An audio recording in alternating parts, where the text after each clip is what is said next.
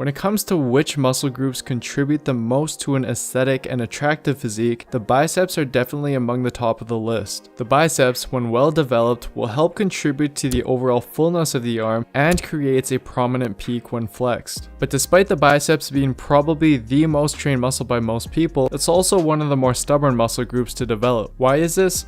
Well, mainly because aimlessly picking up a dumbbell and curling it likely isn't going to be enough to provide you with the biceps development you're looking for. Instead, you need to pay close attention to how exactly you're performing your biceps exercises and use a more methodological approach when training them. Take this video of me curling for example. If you can't spot at least 2 of the mistakes I'm making, then chances are you're probably doing one of them, which might very well be the mistake sabotaging your growth. Therefore, in this video, I'll go through 5 of the most common mistakes people make that hinders biceps growth.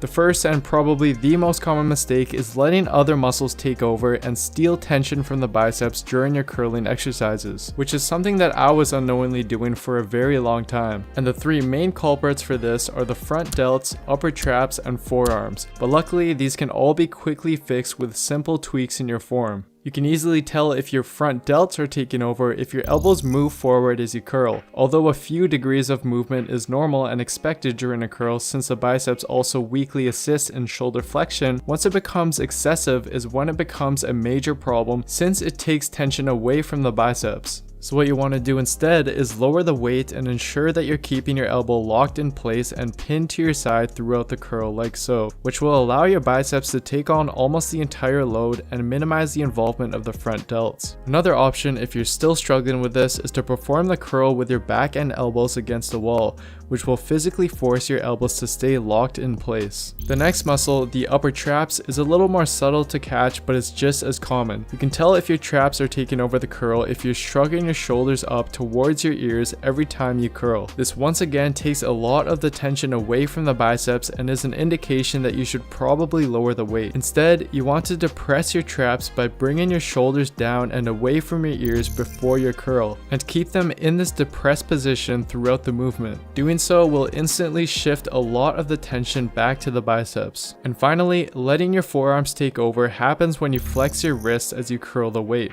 This not only shifts tension away from the biceps, but also puts your wrists at a mechanical disadvantage. Instead, you want to keep the wrists in a neutral or slightly extended position to both increase wrist stability and place more tension on the biceps.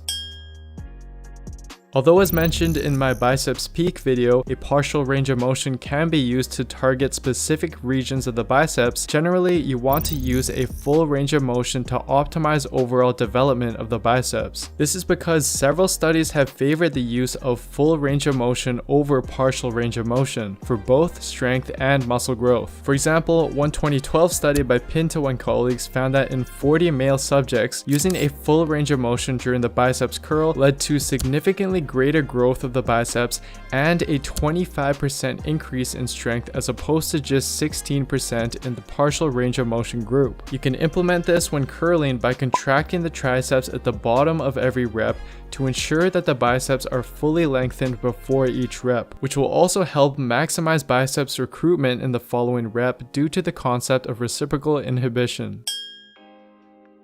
Although the previous tip will dramatically improve the tension placed on the biceps, it's also important that you actually feel and focus on the biceps working during your exercises. And yes, this will make a huge difference in your growth. For example, one very recent 2018 study by Schoenfeld and colleagues found that subjects who use this mind to muscle idea by focusing on squeezing the biceps during each rep of a curl experience almost double the muscle growth in their biceps compared to subjects who were instructed to just simply get the weight up. So instead of just trying to curl the weight up, you need to focus on really feeling the biceps working, which often will require you to set your ego aside and lighten the weight that you use. And one helpful cue to think about as you curl is to think about squeezing the bar into your body.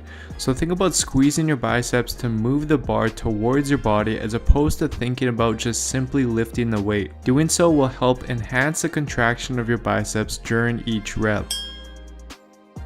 I've made this point clear in a few of my past videos that in order to get well-rounded development of the biceps, you need to train both the short head and the long head. We can emphasize the short head more by utilizing biceps exercises where the elbows are moved in front of the body, which causes the long head to enter active insufficiency. Exercises that accomplish this are spider curls, preacher curls, chin-ups, and so on. And on the other hand, we can emphasize the long head more by utilizing biceps exercises where the elbows are moved behind the body. Exercises that accomplish this are incline dumbbell curls, behind the body cable curls, and drag curls. But rather than trying to perform all of these exercises, I suggest that for those past the beginner stage, you can include 1 to 2 exercises for the short head and 1 to 2 exercises for the long head in your overall routine, and focus on progressing these movements over time.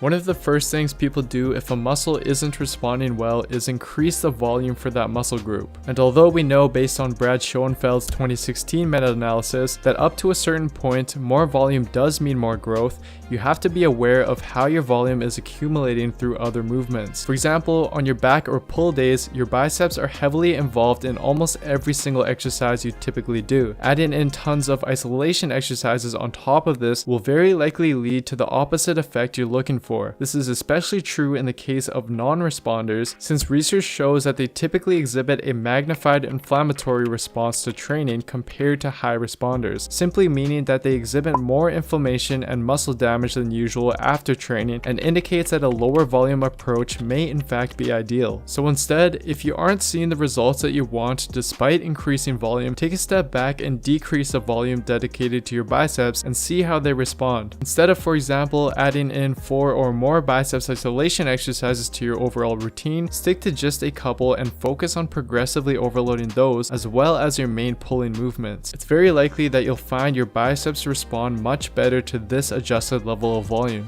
That's pretty much it for the video, guys. To sum up the video, here are the main points that I want you to take away. If you've been struggling with growing your biceps, then it's very likely that at least one of the following mistakes is the reason why. Choosing the right exercises is one thing, but performing them correctly and properly incorporating them into your routine is what makes all the difference. Anyways, as always, for those interested, you can check out the written summary of this video on my website, builtwithscience.com. And if you enjoyed this video, please don't forget to give it a like, leave a comment down below, subscribe to my channel, and turn on notifications for my channel as well, as this all really does help me out. And I'd also really appreciate it if you guys gave me a follow on Instagram and Facebook as well, where I try to post a lot more informative content and workouts on a more regular basis. Thanks so much for the support, guys. I really do appreciate it. I'll see you next time.